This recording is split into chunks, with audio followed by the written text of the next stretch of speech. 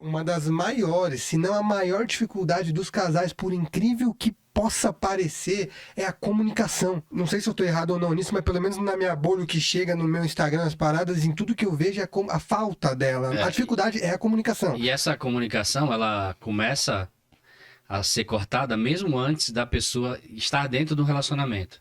Por quê? Porque é o que a Déia falou no começo. Eu tinha repertório, eu fui uma mulher bem resolvida em termos de ter alguém, me encontrar com alguém, melhorei como gente, como indivíduo, eu chego para uma relação com a comunicação mais ajustada, como indivíduo. Sim. Entende? Porque quando eu entro no relacionamento, todo dia, amanhã é um dia novo para mim e para a Déia. Vai acontecer outras sensações, outros sentimentos. As histórias são parecidas, mas os dias são novos. Eu preciso ter repertório para lidar com o dia de amanhã. Muita coisa nessas 8 temporadas aqui que a gente vive mudou. Que a gente precisou de comunicação. A gente precisou de acolher, não julgar. A gente precisou reeducar, se repaginar. A paixão acabou. A paixão química acabou. Sim, É aquela coisa, aquela louca. E agora? O que a gente faz? O desejo da mulher passou a ser responsivo. Eu sou responsável pelo desejo dela, de alguma forma. Ela também é responsável pelo desejo dela, né? Precisa entender quais são os pontos ali que dão mais prazer, como ela se toca, como ela se vê como mulher no processo, né? Não só como esposa, saca? Então, assim, comunicação. Eu acho que o grande vilão da comunicação realmente é a pessoa não desenvolver isso antes da relação. Porque quando entra na relação vai ficar mais difícil. Mas antes você precisa ter um preparatório sobre comunicação. Você acredita nisso? Eu acredito nisso. E você falou uma coisa esses dias que é fantástica. Ele virou para mim e falou assim: eu fico indignado quando alguém vai e faz um vídeo ou fala alguma coisa falando assim: gente, é fácil, é só melhorar a comunicação. Só melhorar a comunicação. Você tem certeza que isso é tudo, isso é um caminho, uma trajetória, isso é muito grande. Vou dar um exemplo. Por favor. Eu acho que das maiores queixas lá também são mulheres que nunca tiveram orgasmo. 20 anos de casada, 30 anos de casada e nunca tiveram orgasmo. E aí, como é que essa mulher conta isso pro marido? Como é que você se sentiria, homem, se você tá com uma mulher, não precisa ser muito tempo, 3 anos, 2 anos, e de repente essa mulher fala com você que ela nunca teve um orgasmo. Qual é a sensação? Eu sei que não é essa a intenção, mas não dá uma ofendida de alguma forma? Uma impotência, né? Existe também uma deslealdade, né? De ter escondido até ou de ter fingido. Então, não é tão simples assim você chegar a essa comunicação. E as pessoas estão diferentes, muito diferentes. Às vezes você precisa se comunicar de uma forma, às vezes de outra. Então, o que a gente sempre fala é que tem que ser treinada a comunicação e você tem que trabalhar. A gente fala todo dia, você tem que trabalhar o acolhimento e o não julgar. Você não pode chegar e falar: por que você fez isso? Por que você não me faz gozar? Não, eu tô me sentindo assim, eu sinto falta de um estímulo. Então, já muda tudo, não é na base da acusação. Meu marido não faz oral em mim. Como é que eu falo pra ele fazer um oral, pra ele me chupar e tal? Como é que fala? Tem disso. Tem muito. Já eu não acreditava, eu falava pra ele. Sim. Falava: amor, tem muitos homens homem que não chupam. faz. E como é que a mulher vai falar? Amor, me chupa. Amor, eu quero que você chupe minha, né? Aí a gente fala: gente, não tem jeito. Como é que eu posso falar com jeitinho? Como é que eu posso falar sem ele se ofender? Só vai ter mudança se tiver um mínimo de constrangimento. Não dá pra evitar. Você não precisa chegar e agredir a pessoa.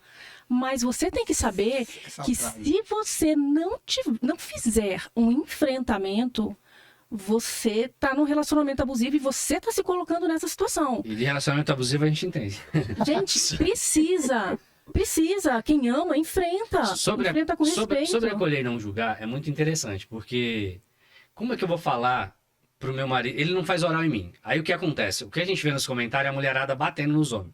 Que é um grande, pra mim, vai ficar registrado aqui, né? Fica à vontade. Pra mim, é um grande desrespeito. Eu vejo isso acontecer na minha página, na página de outras pessoas. Quando as mulheres saem batendo os homens a qualquer custo. Eu sei que Preciso me manifestar, porque eu sou mulher. Sim. Preciso. Eu também acho um grande desrespeito a forma como algumas mulheres falam dos homens. Tanto em relação à disfunção erétil, quanto em relação ao tamanho de pênis, quanto em relação a não fazer oral. Por quê? Porque elas reclamam sempre que elas são criticadas em pontos muito semelhantes.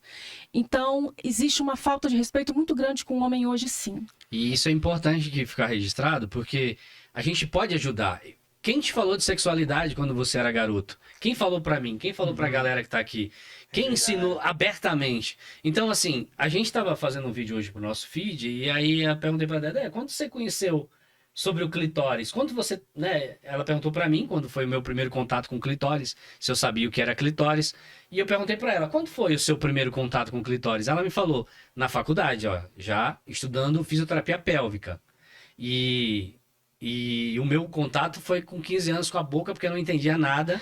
Então eu fazia oral ali já com 15 anos, braille, mas eu não sabia que era clitóris. Eu vim ouvir a palavra clitóris quando eu entrei no relacionamento com a Deia. E ela falou, né, que nos livros da faculdade não tinha, até pouco tempo, Se não vai nem num tinha. livro de anatomia, você não tem um clitóris, você não tem um desenho de um clitóris. Você vê o quê?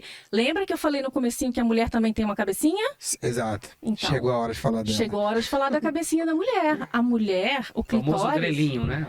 ele é como se fosse um pênis. Ele tem a glande, Sim. ele tem o prepúcio. É a mesma... Tem a Judite o mesmo aí. tecido, não é? É o mesmo tecido, a mesma origem embrionária.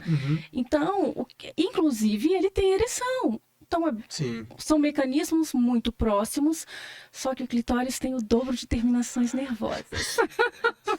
Só isso. Tá naquele lugar só pra dar prazer. Agora, nós, homens, nascido nessa geração, não tem quem falou isso. Aí você chega pra uma relação, o padrão que a gente tem é aquelas revistas. Na minha, eu sou um pouquinho mais velho, eu ganhava Mas eu revistas. peguei essa época também. As revistas pornô, então meu padrão era aquilo, peitão, bundona, USA americano, né? Até vinha escrito na blusa, Sim. USA, né?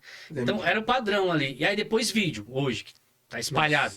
Então, e até agora tem a pornografia branca no TikTok aí, que é as mulheres seminuas rebolando, praticamente fazendo sexo sozinha. Não, aquilo te leva pra pornografia. Te leva, não né? tem como, mano.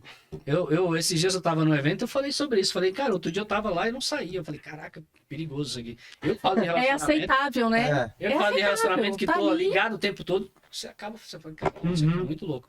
E é tudo muito perigoso. Então, assim, qual é o padrão que a gente foi criado? As mulheres, as cenas de novela, monta em cima, não mostra direito como é que é, montou, gozou. Os homens, aquele padrão pornográfico de vício da pornografia. Então, não ensina caminhos. Porque massagear o clitóris é um grande caminho para que a mulher chegue ao orgasmo. Massagear como? Um massageador como esse, que vibra. Massagear como? Com as mãos. Sim. Massagear como? Com os lábios. Então, assim, esse é um grande processo para que a mulher tenha orgasmo. Porque só com a penetração, grande parte das mulheres a gente já A sabe, maioria, né? aprendeu que não tem orgasmo. Por quê? Porque não dá a mesma vibração, porque não balança as estruturas das 8.000 terminações nervosas que existem no clitóris. Então, a gente não tem essa educação. Então, o que a gente vem trazer nos podcasts, nas lives, ou até na comunidade LIS lá que a gente tem, para os nossos membros e alunos, é essa educação sexual que a gente não teve na nossa adolescência, na nossa infância.